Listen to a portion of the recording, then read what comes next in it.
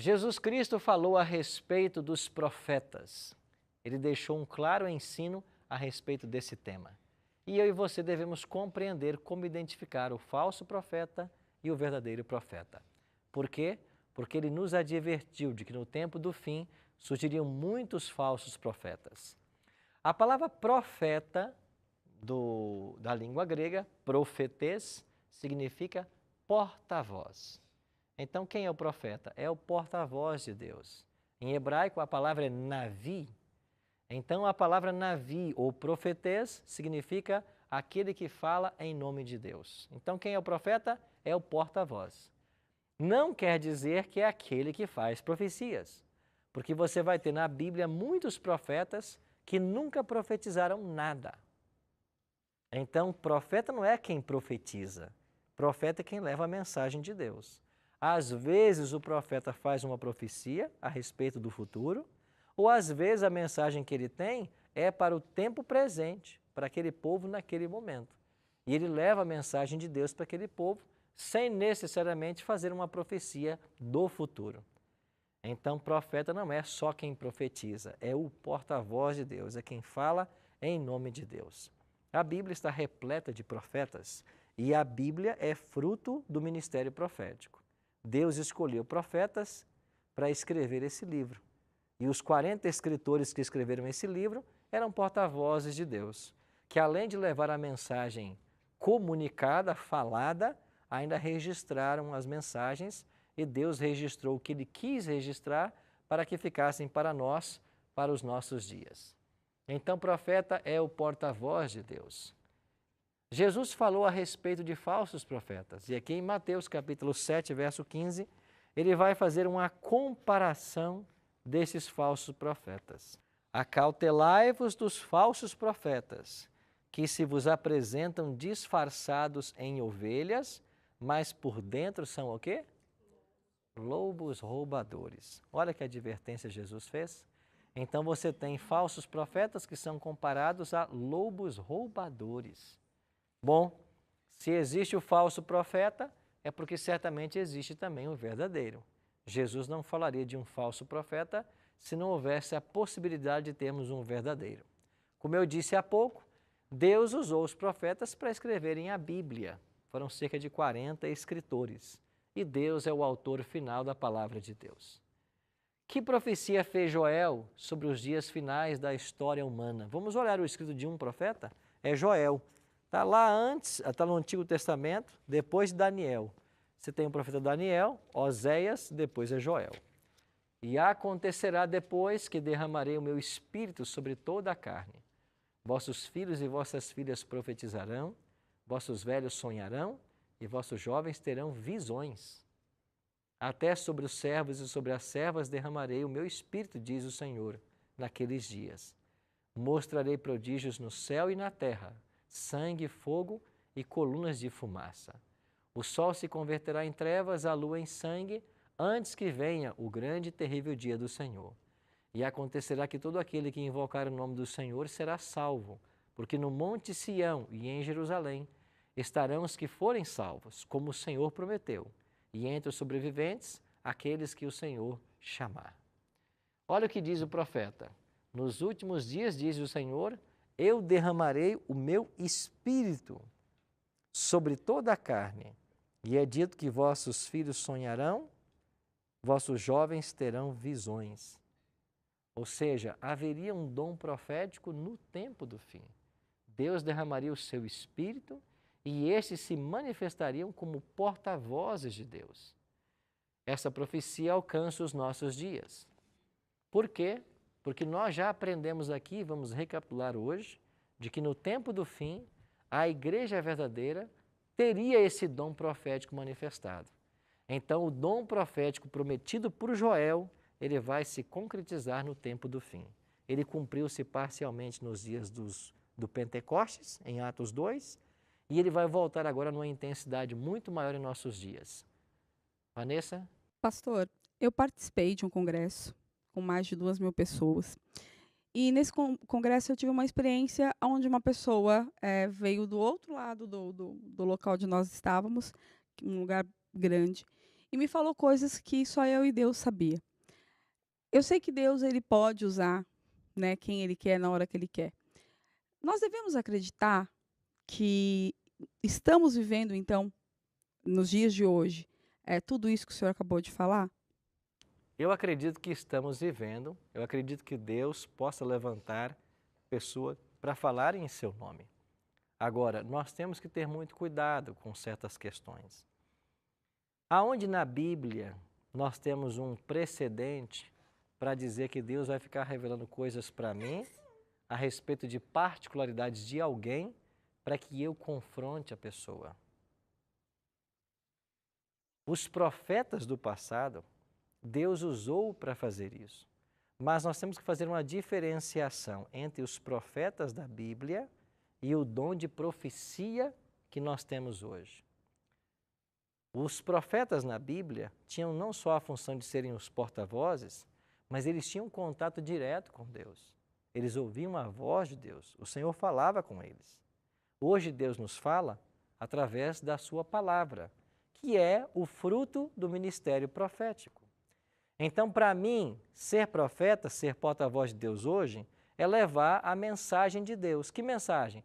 O que está escrito nesse livro. Então, eu sou um profeta quando eu levo o que está escrito para as pessoas. Agora, por que Deus vai me revelar, por exemplo, segredos da vida do Paulo para mim lá confrontar o Paulo com esses segredos? Com que objetivo? Aonde está um precedente na Bíblia para isso? Então, o ofício profético, nos tempos bíblicos, tinha uma finalidade muito clara e finalmente foi produzir esse livro que nós temos em mãos. Agora, nos dias atuais, a nossa função não é ter uma nova revelação, é partilhar aquilo que já está revelado, porque tudo o que precisávamos para a nossa salvação já está nesse livro. Só para finalizar, mas o inimigo ele tem o poder de ler a nossa mente? Ler a mente, não, mas ouvir tudo o que você fala e presenciar tudo o que você faz. Agora, a mente ele não pode ler. Sim. Certo? Obrigada, pastor. Bibiana? A Ellen White, no caso, ela teve visões. Então não foi necessariamente só através da Bíblia que ela levou a mensagem. Ela teve visões, mas nada do que ela escreveu é canônico. Canônico a gente chama os escritos da Bíblia. A Igreja Adventista, e hoje vamos aprender mais sobre Ellen G. White, né? A Igreja Adventista não acredita que os escritos de Ellen G. White sejam canônicos. Eles não estão no mesmo pé de igualdade que a Bíblia. Para nós, a Bíblia é única. E todas as 28 crenças fundamentais da Igreja Adventista, elas estão baseadas na Bíblia, nenhuma em Ellen G. White. Então, nós vamos entender hoje, e isso é bom você perguntar, porque essa é uma confusão que muitas pessoas fazem. Algumas pessoas acham que nós endeusamos Ellen G. White, que fazemos doutrina em cima do que ela fala e achamos que ela é até canônica. Não tem nada disso. Para nós, a Bíblia é única. Nada substitui esse livro. E os escritos de Ellen G. White não estão no mesmo pé de igualdade que a Bíblia. Ok? Uhum. Agora vamos ver alguns detalhes da experiência dela que vão nos ajudar. Se o dom profético deveria ser manifestado no tempo do fim, a igreja remanescente do tempo do fim teria esse dom. E foi isso que nós lemos em Apocalipse alguns dias atrás, algumas semanas passadas. Apocalipse diz que o dragão, que é o diabo, está irado contra a igreja, que é a mulher, e foi pelejar contra o restante da sua descendência. Quem são eles? Eles guardam os mandamentos de Deus e têm o testemunho de Jesus. E nós vimos em Apocalipse 19:10 que o testemunho de Jesus, na última parte aqui, é o espírito de profecia. Ou seja, o dom profético seria visto com esta igreja verdadeira no tempo do fim. E nós acreditamos de que essa mulher, Ellen G. White, foi uma profetisa do tempo do fim, porque morreu já, e deixou-nos também seus escritos, que não estão no mesmo pé que a Bíblia, mas são conselhos úteis porque nos levam de volta para a Bíblia. Tudo que você lê em Ellen G. White, você vai perceber que está fortemente ligado com o ensino bíblico, e nada do que ela escreve contraria a Bíblia. Então, quem foi Ellen G. White? Essa mulher nasceu nos Estados Unidos, no estado do Maine, numa cidade chamada Gorham. Ela nasceu em 1827. Ela, quando estava com 17 anos de idade, em 1844, quando deveria surgir a igreja remanescente, ela recebe um chamado ao ministério profético.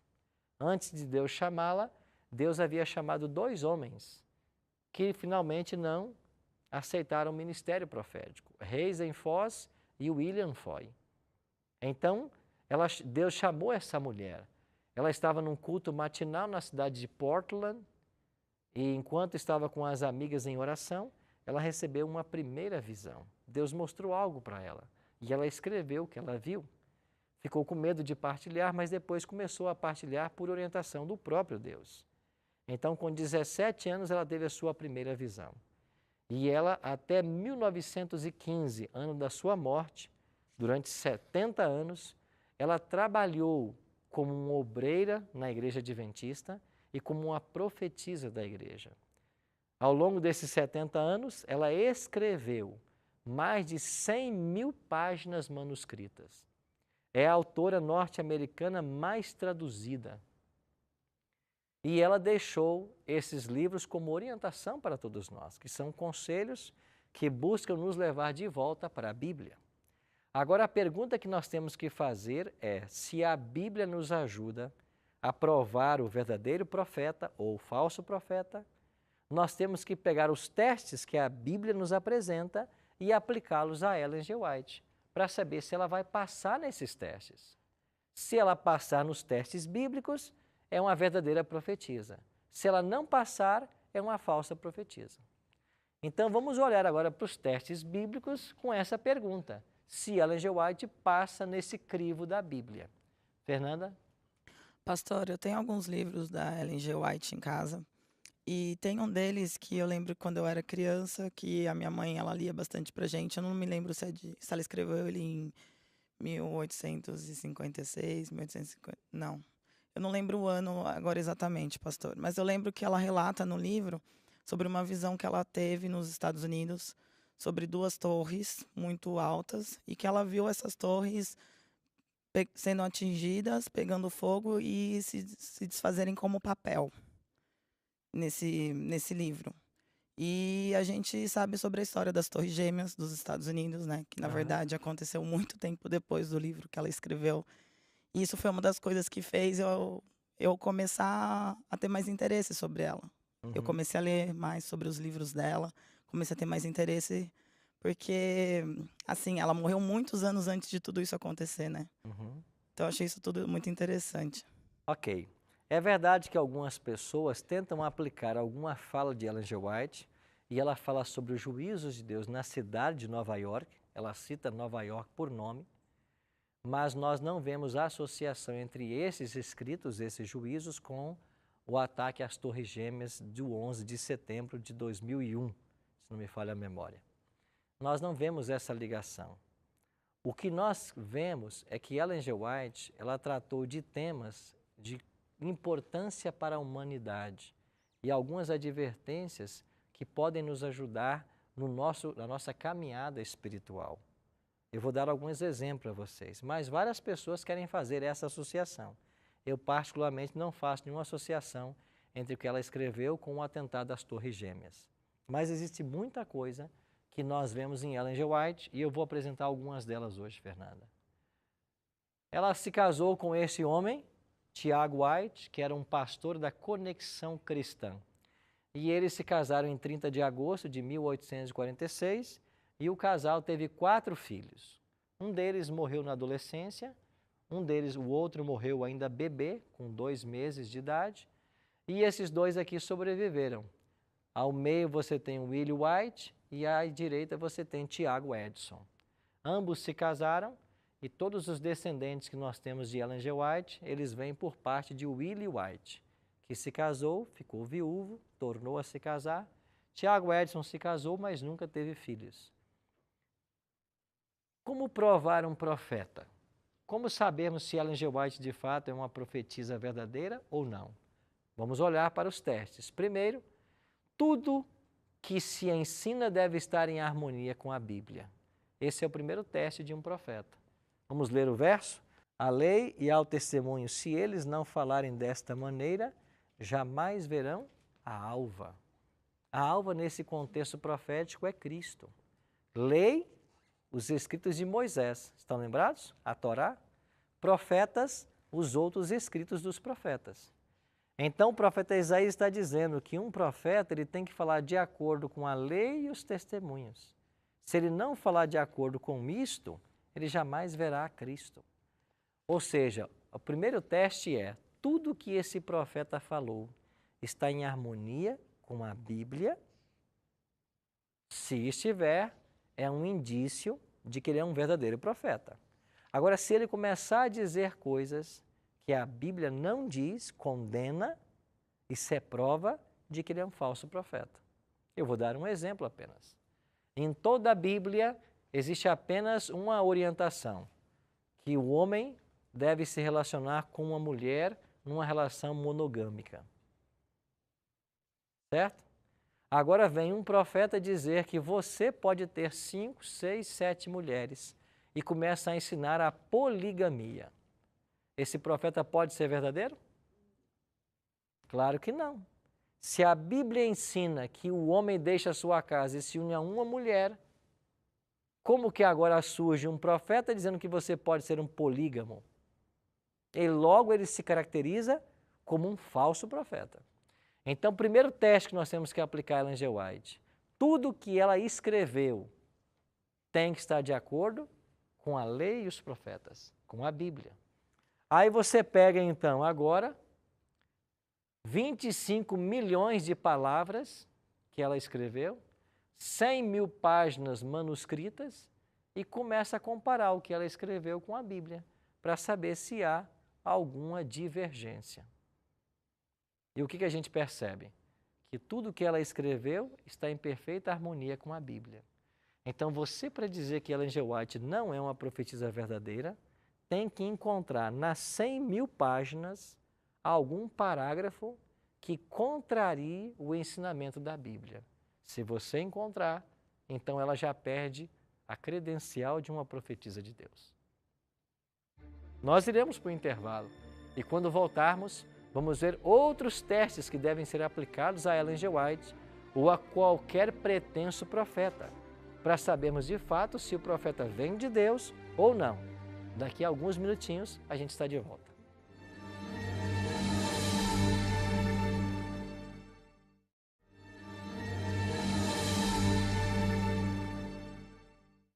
Estamos de volta com o programa Bíblia Fácil, hoje aprendendo sobre Ellen G. White.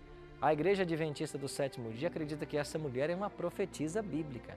Ela nasceu em 1827, morreu em 1915, deixou para nós mais de 100 mil páginas manuscritas, em português são mais de 60 livros traduzidos. E aí vem a pergunta, será que ela de fato é uma profetisa verdadeira? Bom, só existe um meio de saber. Você pega a sua Bíblia, os testes de um profeta que a Bíblia nos dá e aplicamos ao ministério de Ellen G. White. No primeiro bloco, nós fizemos a primeira prova. Isaías 8:20 diz que o profeta verdadeiro tem que falar de acordo com a lei e ao testemunho, ou seja, ele tem que falar de acordo com o que os outros profetas falaram. E quando você estuda Ellen G. White, você percebe que em nenhum parágrafo das suas 100 mil páginas, ela se afasta da Bíblia. Se nós pudéssemos usar essa expressão, eu até diria, Ellen G. White usou demais a Bíblia, mas nunca se usa demais a Bíblia, né? Mas ela usou a Bíblia muito. Quase que em cada parágrafo, em cada página, você vai ter citações da Bíblia, referências à Bíblia, e ela sempre disse que a Bíblia era a luz maior. Era o livro que nós deveríamos pesquisar, buscar. Inclusive, antes da sua morte, essa foi a sua última fala. Ela se levantou em um concílio da nossa igreja, da Igreja Adventista, e ela pegou a Bíblia e disse assim para os presentes, vos recomendo esse livro. E foi e se assentou. Foi o último conselho que ela deixou. Eu vos recomendo esse livro, a Bíblia Sagrada. Então, Ellen G. White passa no primeiro teste. Mas existem outros testes que nós podemos fazer. Vamos conhecê-los? Qual é o segundo teste? Palavras do próprio Jesus Cristo. Mateus, capítulo 7, verso 20. Jesus está em Mateus 7 advertindo sobre os falsos profetas? Olha aí o verso 15, né? Acautelai-vos dos falsos profetas. E no verso 20 ele vai dizer: assim, pois, pelos seus frutos os conhecereis. Então, um profeta verdadeiro ou falso é conhecido pelos seus frutos. O que é fruto? São as obras. É o que a pessoa produz em vida. Olhando para Ellen G. White, nós descobrimos que ela trabalhou 70 anos sobre a observação de muitos incrédulos, pessoas cheias de suspeita e abertamente hostis. Por quê? Porque quando Ellen G. White foi chamado ao ministério profético, haviam milhares de pessoas nos Estados Unidos que já se declaravam também profetas. A história registra, segundo o historiador George Knight, pelo menos 5.000 pretensos profetas na época de Ellen G. White. Ou seja, ela apenas se tornou mais uma entre milhares de vozes. Aí, como haviam muitas pessoas pretendendo ter o dom profético, as igrejas ficaram com um pé atrás com relação ao dom profético. E Ellen G. White foi criticada, foi alvo de suspeitas, mas esses críticos nunca puderam encontrar na vida dela algo que pudesse a condenar como não sendo uma profetisa. Eu não estou falando aqui de não pecar. Ellen G. White era uma pecadora como todos nós. Cometeu pecados como todos nós e precisou de Cristo para a sua salvação como todos nós precisamos. Agora, na vida dela, nesse ministério de 70 anos, foi uma mulher que teve uma vida acima de qualquer suspeita. Uma mulher piedosa, que abria suas casas para as pessoas. Numa ocasião, tinha em sua casa mais de 20 crianças órfãos, de quem ela cuidava, e outras coisas mais. Quando ela morreu, em 16 de julho de 1915, os jornais da cidade de Battle Creek publicaram matérias a respeito da morte dessa senhora, que era conhecida mundialmente como uma senhora piedosa. Eu digo mundialmente porque Ellen G. White figura entre as 100 personalidades mais importantes dos Estados Unidos da América do Norte. Eu depois, no final, vou mostrar para vocês uma publicação que faz essa consideração. Mas ela se tornou essa tremenda escritora norte-americana e os seus livros alcançaram os 4 cantos da terra. Vamos para um terceiro teste? Jeremias, capítulo 28, verso 9. Vamos voltar lá para o Antigo Testamento. Jeremias, capítulo 28, verso 9. O profeta que profetizar paz, só ao cumprir-se a sua palavra, será conhecido como profeta, de fato, enviado do Senhor. Qual é a condição posta por Jeremias? O profeta profetiza e o que ele profetizar tem que acontecer. Se o que ele profetizar acontecer, esta é uma evidência de que ele é um verdadeiro profeta. O que aconteceu no ministério de Ellen G. White? Ela teve muitas visões dadas por Deus e ela escreveu essas visões. E ela se antecipou à ciência em muitos anos. Eu vou dar alguns exemplos. Em 1868, Ellen G. White advertiu certas pessoas muito obesas de serem susceptíveis a ataques de doenças agudas e morte súbita. Deus revelou isso para ela e ela escreveu advertindo. Pessoas muito obesas podem ter doenças agudas e morte súbita. Quando ela escreveu isso? 1886. Em 1960, a Sociedade Americana de Cardiologia recomendou a redução ou controle do consumo de gorduras por motivos de riscos cardíacos. Você percebe quanto tempo antes ela se antecipou à informação? Aí você pega o livro dela, que foi publicado em 1868 e já falava dos riscos da obesidade. Quando ninguém falava. Quando ninguém pensava nisso. Paulo? Esses escritos da Ellen White, eu gostaria de saber, eles são preservados, os originais ainda, até hoje? Os originais são todos preservados. Eles estão preservados em cofres de segurança na nossa Universidade Andrews, no estado de Michigan, na sede mundial da igreja em Silver Spring, nos Estados Unidos, lá perto de Washington. Okay. E nós temos aqui no Brasil, em Engenheiro Coelho, algumas cópias desses manuscritos. Eu poderia ter trago uma para vocês, eu tenho 2 em casa. mas estão todos preservados aí nesses cofres. Ok, Certo? obrigado. Maria Psida. Pastor Arilton, é a primeira vez que eu ouço falar em Ellen G. Ok. White. Então, eu estou assim, eu fiquei aqui pensando. Tentando compreender, né? Tentando compreender. Então, ela foi a única pessoa considerada profetisa Pelos adventistas, a única. pelos adventistas, a única. Não se única. teve outra. Não se teve outra. Ah, tá. Então, é o que podemos dizer por nós católicos, a santa. O católico Mais ou pode menos o chamar de mesmo uma nível. santa, nós não atribuímos a ela nenhum tipo de santidade, porque ela era uma pecadora. Então, ela não era uma santa no sentido de não pecar. Não, ela era uma pecadora como todos nós.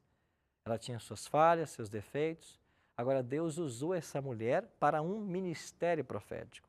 E o ministério dela, durante 70 anos, foi ajudar a liderar a igreja adventista no seu processo formativo e escrever tudo que ela escreveu para que ficasse registrado para os conselhos nossos, como conselho para nós, Tá, entendi. Então, ela é a única profetisa da igreja adventista.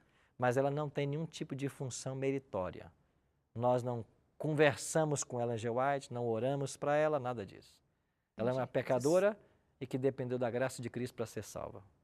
Eu entendi. Era, como quem disse, uma curiosidade, porque eu nunca Entendi? ouvi falar. E você vai se Ok. surpreender com mais coisas a respeito dela, que eu ainda Ok. vou falar. Então, esse é um outro teste que pode ser aplicado. Ela tem que profetizar e tem que acontecer. Agora, olha o que ela disse. Quantos anos antes? Bom, isso não é a única coisa. Você quer ver um outro detalhe? Em 1872, ela falou da importância do exercício para uma boa saúde. Principalmente o quê? A marcha. E aí depois veio a expressão Cooper. E por que é que surgiu a expressão Cooper? Por causa do Dr. Cooper. E quem foi o Dr. Cooper? Foi alguém que em 1960 fez grandes pesquisas e a descoberta de que essa caminhadinha, esse Cooper, contribui muito para a nossa saúde. Ora, ele foi descobrir isso em 1960, enquanto ela havia falado isso em 1872. Enquanto ninguém está falando sobre a importância de exercício para a saúde, a mulher vai lá e escreve que a gente tem que praticar exercício. E muito mais que isso. Ela fala que a prática de exercícios e manter uma vida saudável está totalmente relacionada com a vida espiritual e que uma pessoa doente não pode ter uma mente lúcida para ter contato, raciocínio, para a palavra, para Deus, para a religião. Ela associa as coisas. Tem mais. Bom, eu podia separar muita coisa, né? Ellen G. White diz que as pessoas doentes deveriam ser expostas em quartos ventilados e expostas ao sol.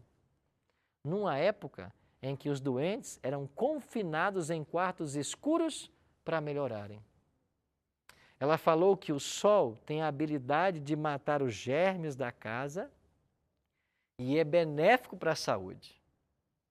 40 anos depois, a ciência foi descobrir essas verdades. Ellen G. White falou de que nós devemos comer 2 ou 3 vezes por dia, porque o nosso organismo precisa de descanso. E hoje, as pesquisas de ponta na área da nutrição apontam exatamente isso, que 3 refeições ao dia são suficientes para as pessoas, diferente do que alguns começaram a ensinar, que você tem que comer a cada 3 horas. E veja os conceitos que ela apresenta na área de educação. Esse é um bom livro para você ler, que é Educadora. No século XIX, ela colocou conceitos num livro que só os atuais educadores estão alcançando hoje. Falando de educação integral, falando da importância dos primeiros anos da criança. Ellen G. White falou sobre a importância do repouso do sono, que nós tínhamos que dormir cedo, acordar cedo, dormir uma boa quantidade de horas por noite. E hoje a ciência está aí nos alertando, falando que das 9h30 até 1, 2 da manhã se produzem as substâncias necessárias para renovar as células. Ela falou isso há 40 anos antes da ciência. Então, qualquer pessoa que comece a ler Ellen G. White vai se surpreender pelas suas predições na área da saúde. E se você quiser um material mais completo do que eu estou falando, Guarde aí uma dica de bibliografia. Leia um livretozinho, assim chamado A Ciência Médica e o Espírito de Profecia. Na internet você vai achar e você vai encontrar isso no site da nossa casa publicadora brasileira, cpb.com.br. A Ciência Médica e o Espírito da Profecia. Sabe que livro é esse? Ele faz uma comparação entre as declarações de Ellen G. White na área de saúde e as descobertas científicas. E ele conclui que essa mulher se antecipou à ciência em pelo menos 40 anos. Ellen G. White condenou o uso do tabaco, o uso do álcool, condenou a sangria, quando a medicina usava isso abertamente para curar as pessoas. Ela condenou. Ela foi uma mulher fora do seu tempo. E por quê? Porque Deus revelou isso para ela. Você quer ver uma coisa a mais?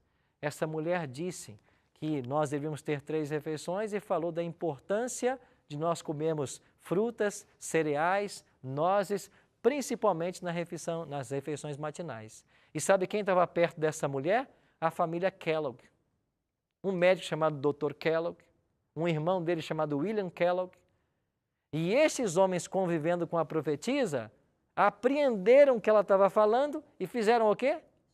Criaram os sucrilhos matinais Kellogg, que tornou-se uma febre mundial.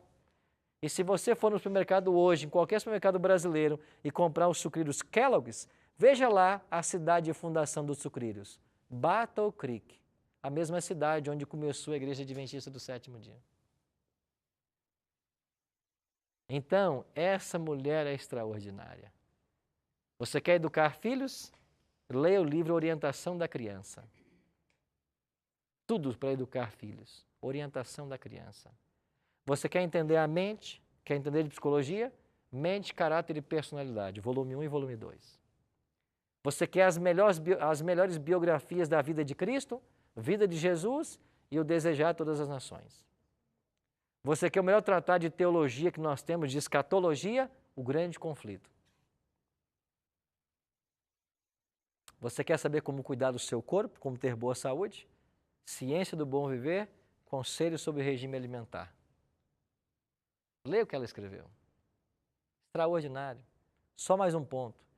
Ela diz em seus escritos que o uso de alimento cárneo enfraquece a nossa natureza espiritual, a vida espiritual. E as pessoas que fazem da carne o seu artigo número 1 na alimentação, elas desenvolvem ou fortalecem as paixões carnais. Sabe o que mais ela falou? Ela associou o uso de alimento cárneo com as doenças e disse que a carne seria um elemento transmissor de doenças. Quando é que ela disse isso? Século XIX. 100 anos depois, mais de 100 anos depois, você vê pesquisa em cima de pesquisa falando como que a carne, por exemplo, é cancerígena. Leia o que essa mulher escreveu, é extraordinário. É por isso que os adventistas entendem que essa mulher é uma profetisa. Por isso, meus amigos, nós temos mais um teste aqui. O verdadeiro profeta, ele vai ser um guia divino em tempos de crise. O Salmo 32, 8 vai falar sobre isso. Olha o que diz o Salmo 32, verso 8. Salmo 32, 8. Instruir-te-ei e te ensinarei o caminho que deves seguir, e sob as minhas vistas te darei conselho.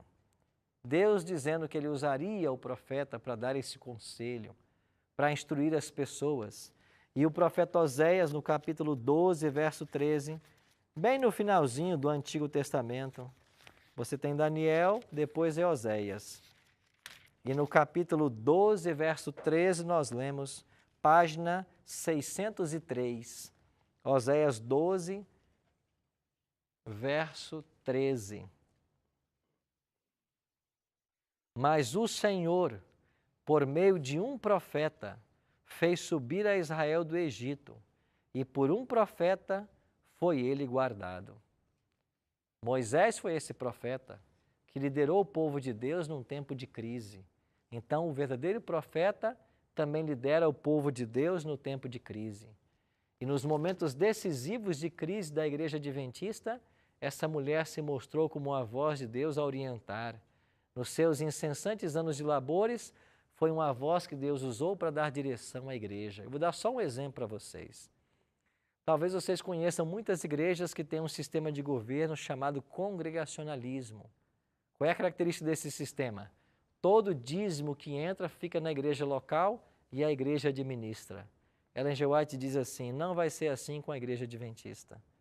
Todo dízimo que entrar não vai ficar na igreja local. Nós vamos ter uma sede onde o dinheiro vai ser coletado e a obra tem que avançar em todo o mundo, porque o nosso campo é um mundo e não um local só.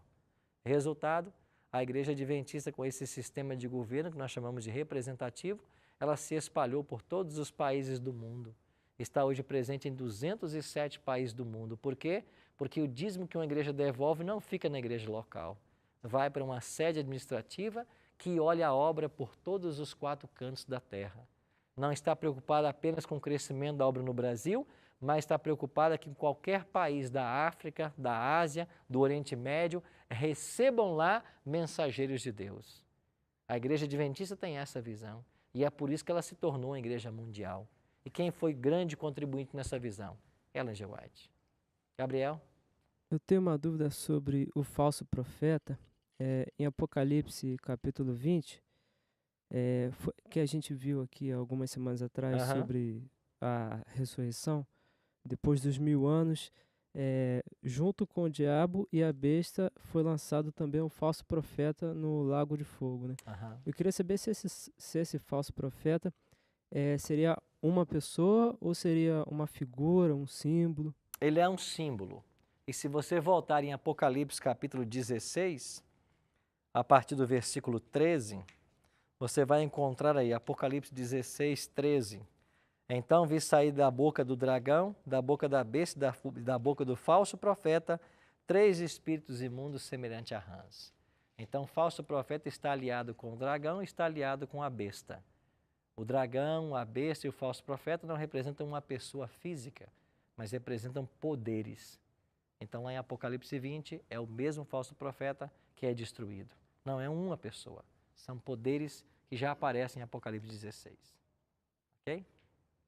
Paulo.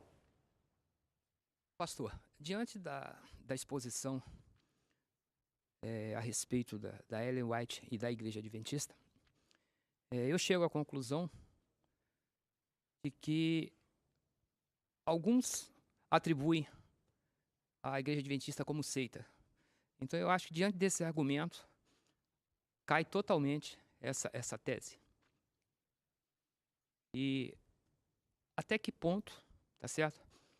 Essa tese se sustentaria e como que eu poderia entender nesse contexto que o senhor expôs aqui para nós? As pessoas que acusam a Igreja Adventista de seita o fazem por causa de nossa pregação distintiva, porque nós ensinamos coisas que nenhuma outra igreja ensina.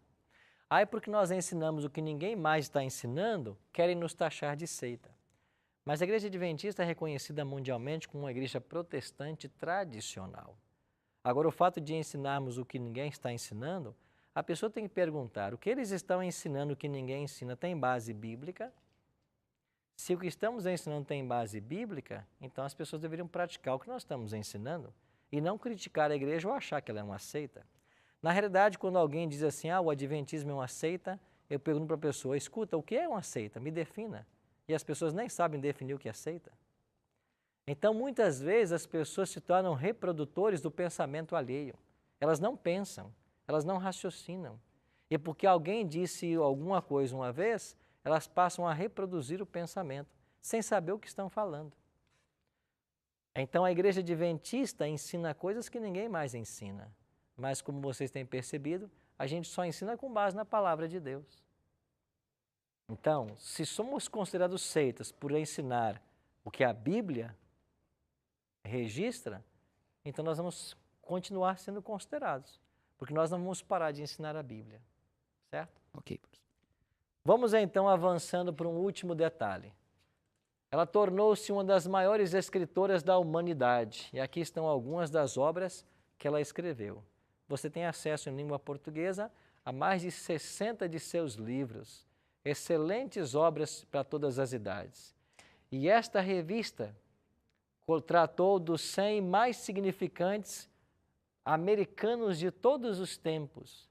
E entre os 100 americanos mais importantes de todos os tempos, segundo a pesquisa foi de um museu, Smithsonian, de uma instituição que mantém museus também, eles dizem que Ellen G. White, ela é listada ali, nessa revista, como sendo uma dessas pessoas mais influentes para os Estados Unidos da América do Norte. Ou seja, a própria nação, o berço onde ela nasceu, reconhece a importância da obra dela. E essa pesquisa foi, para nós adventistas, um impulso na ideia de que temos uma profetisa que escreveu algo muito especial para todas as pessoas. Não só isso. Você vai ter na internet matérias, por exemplo, de Ana Paula Padrão, falando sobre a longevidade dos adventistas. Numa entrevista que ela fez, numa reportagem que ela fez, lá na cidade de Loma Linda, na Califórnia, nos Estados Unidos.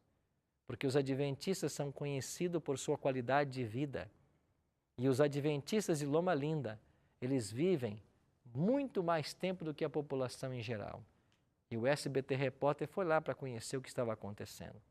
Existem várias pesquisas no mundo envolvendo os adventistas. E por causa do estilo de vida dos adventistas, se prova que o estilo de vida faz com que eles vivam de 10 a 12 anos a mais do que a população em geral.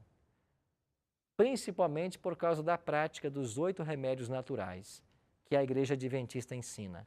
Agora, a Igreja Adventista ensina os 8 remédios naturais há mais de 100 anos. E de quem nós recebemos isso? De Ellen G. White. E o que nós ensinamos há mais de 100 anos? Que você deve tomar luz do sol, buscar ar puro para respirar, praticar exercício físico, dormir bem, ter uma alimentação equilibrada, na medida do possível vegetariana, confiar em Deus, na liderança dele, beber bastante água, são os remédios naturais. Quem é que ensinou isso para os adventistas? Ellen G. White. E ela falou há mais de 100 anos o que hoje os grandes papas da saúde estão apregoando por aí. Que você precisa beber muita água, que tem que dormir bem, que tem que comer moderado. Você entende a diferença? Então só resta uma coisa a fazer.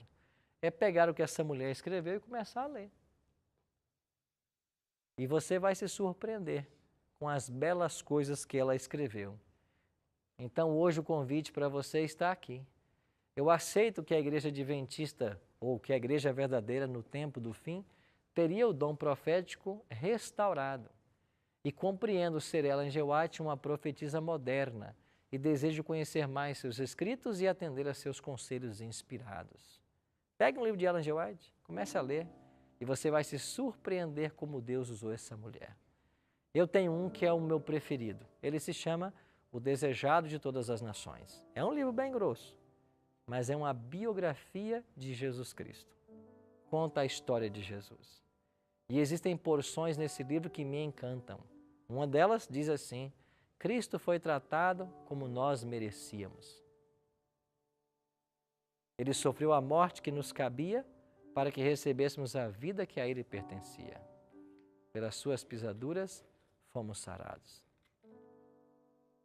Histórias lindas ela registrou, falando do contato de Cristo com as pessoas, de como Ele valorizava as pessoas, de como Ele se importava com elas, de como Jesus se associava com as pessoas. Falou dos eventos finais, do que vai acontecer com base em Daniel e Apocalipse, e de fato são conselhos maravilhosos. Se queremos viver bem, com qualidade de vida, se queremos ser uma família unida, se queremos educar bem os filhos, existe aqui boa literatura para nos ajudar.